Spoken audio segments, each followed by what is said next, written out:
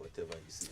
I want Good to have you. Mamavi, I want to go straight to Drive Safe. I know you do. Let's do that. It's brought to us by Joe News and Multimedia Group, supported by Toyota Ghana Company Limited. Toyota, superior quality and Imperial General Assurance, solid protection. So avoid all distractions. Keep both eyes on the road and hands on the steering wheel. Avoid all distractions. That's how to ensure you're safe forever. Now you are throwing shade with a. Well, let's learn how to say it right. Let's learn how to say it right. And it's brought to us by Kingdom Books at Kingdom. Quality and affordability are their hallmarks. Something must be done. You say either, I say. According to the president, his appointees are taking a 30% cut in salaries. That's in order. I just hope we don't let those savings go to waste. Now, I'm sure you noticed that I said go to waste. People often say go waste. The correct expression, however, is go to waste. Yeah, it's just not right without the to. And that's how to say it right.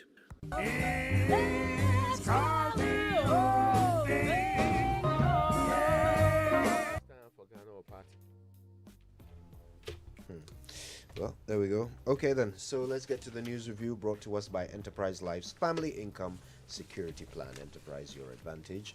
Access Bank, more than banking. And Compu Ghana, passion for technology. I mean, later on the show, we're talking about inflation. I'm sure it's in several papers this morning, isn't it? Certainly, there are many of them reporting it. I've seen the Business Finder bring it up. I've also seen, well, the Daily Guide has no mention of that. But it was top story midday yesterday. And Winston was explaining to the people of this republic why that reflects their situation. The major contributors. In fact, there's a reason why the people actually put it in the grouping of policy considerations, like the diesel, which has gone up for more than 155%, and also petrol. No, the separate diesel from it says petrol, right? Yes, yes, petrol. So petrol is also going up by over 100%, and in the over 100% category is grounded granules, the shelled ones. Yeah, the specialized ones there. That's also part of it. The thing you've been talking about consistent, Mamavi, red oil. Yes. It's also in the very high performers. And what is of utmost concern to me is the underwear part, especially the female one, which is also gone up by 89%. And that's between last year and this year. And that's extremely worrying. Yesterday, they follow up in the markets, and the women were explaining that, yes, it's still to do because we don't produce the underwear here. I was shocked to have learned that we do not produce underwear in the Republic of Ghana. Why? Which factory did you think? Under one, this is one factory. Is there an underwear initiative? I mean, I just could not come to the realization that any place that sometimes it's very possible for everything I'm wearing to be very foreign. Yeah. And that's why imported non-food, it's the biggest contributor to our inflation. And that's quite worrying, actually. Exactly. And so once we're talking about inflation, and you know, the thing is that every time we talk about these things, we go back to comments we've made before. You're saying the challenge is imported inflation. So what do you do? We're talking about food inflation. We've talked about that, and when we were in JSS learning, studying agric science, one of the things you learned was factors affecting food production would be poor roads. Poor roads. Yeah, that's we true. learned poor roads in the past. We have still not fixed the roads, and for me, that's a challenge. And I mean, talking about poor roads, the Ghana is part of the red nations. You know, red nations. The World Bank has a route for red nations. States where it takes very long to travel from one point to the other. They say affects productivity, affect quality of life. In fact, recently they updated the list. If you check West Africa, other countries are in other lights, but we are one of the 4 or so countries that are big time red. Other sub-Saharan African countries are equally in the red zone, though Nigeria is equally a very big red zone, actually. But it tells you the story fully. We've not only fixed the roads the way we say we have done, like the way we do the internal comparison. I've done more than you, but it's feeder roads that we're actually comparing anyway. So it is difficult to do transportation. And when you compound it with the cost of buying fuel for your transport too, it's another problem anyway. So, like you've stated, I mean, and movement is part of every commodity. Yeah. It has to move from one point to another. The question is, how are you facilitating movement? That's why we have a problem in this country. We'll talk about, we're building railways, so we're going to engage in train transport. It never gets to work. Our roads are very poor. And last night I heard, the minority spokesperson on finance, Dr. Atoforson, advocating the Bank of Ghana has to meet. There has to be, an emergency monetary policy committee meeting. This is unacceptable. And we've been saying this. Yes, I've seen the World Bank advise blaming the Bank of Ghana for where we find ourselves.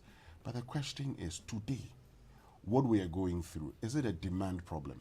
All over the world, I have seen analysts, I've seen economists arguing that increasing policy rates is not the way to go. What you're faced with is a supply shortage. You're faced with a supply shortage. So what you do is to address that. And also, there's an element of profiteering. Now, in Canada, there was a research that was conducted of publicly traded entities. Between 2019 to 2021, cost increased by 16.9 million Canadian dollars, but the cost of sales increased by 174.5 million. And that researcher makes the point that you can clearly see that even though you have supply challenges or supply shortage, people are also taking advantage of the system and making more profits. That makes a big difference in our numbers. And our numbers are different from our neighbors, from other countries in Africa. Inflation has somehow had a different effect in Ghana. I was having this conversation with someone in government. I was asking him, so how come our neighbors, Togo, the inflation is like 2% or whatever it is. So why is ours so bad? He said, they use currencies that are internationally traded. The CFA and all that. There are other countries in the sub-region that use it, so that buffers them. And I said, okay, but what about Rwanda? Their inflation is 13.7%. Yeah. The Rwandan franc, is it used for international trade? What about Tanzania? Their inflation is 4.8%. Tanzanian shilling is not used for international trade. Egypt, inflation 14%. Egyptian pound, not used for international trade. Nigeria, the naira is not used for international trade, and their inflation is half of ours. Naira. I Yes, think that their inflation is recently- half of ours, 20.77%. So there are things happening in this country that are driving the inflation. Let's be real. And And, we again, should if that is listen happening, to- then there's a leadership issue. We should listen to industry. We've had a lot of conversations this week, particularly. There was one yesterday. The AGI representative on the breakfast meeting talked about clarity in policy and cited Nigeria, the issue with rice production, and that if you are clear in your policy decisions, then you can produce what is consumed here, and we will be having this conversation in the next 5 years. would we? Leadership.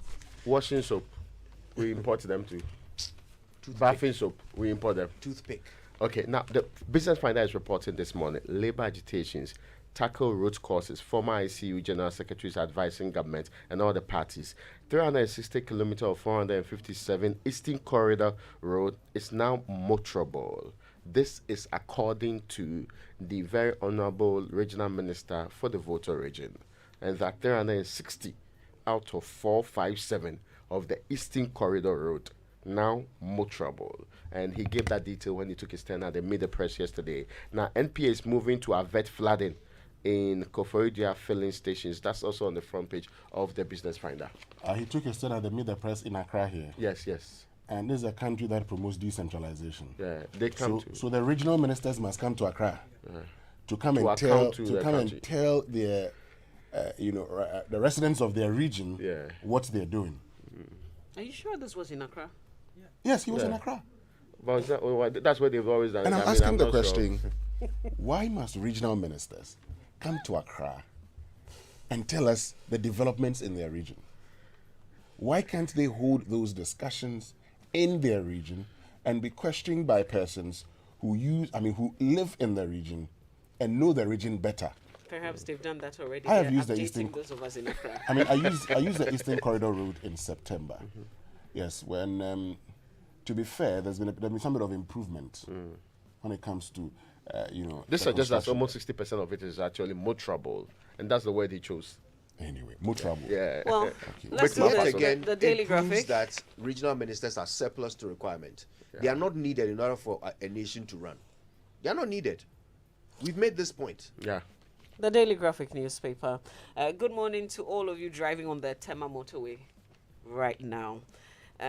This week, the graphic put the spotlight on the bad nature of the road, right? And they are reporting this morning that less than 24 hours after their published story, the motorway is being fixed. So if you're driving on the motorway, we'll love to hear if the parts that you're driving has been patched. 055 997.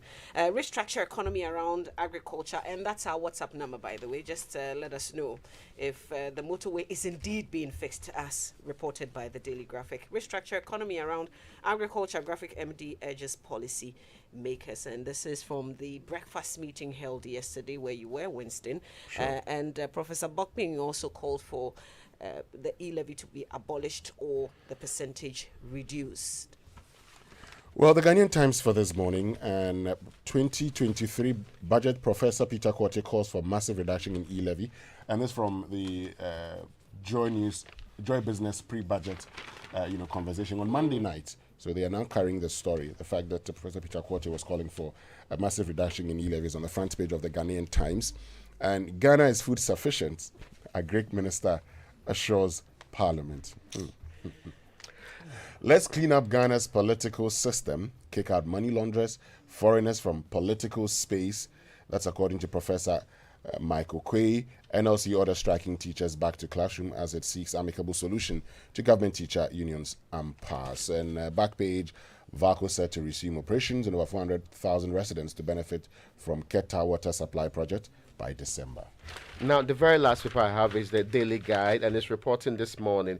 Supreme Court dismisses MP's double salary case, and there is Kobia announces NDC presidential run, and there's Kweku Kobia is on the front page there. Kenel Damwa sues OSP over Lampianka report, but the big one says majority NPP meets over Oforiatta exit.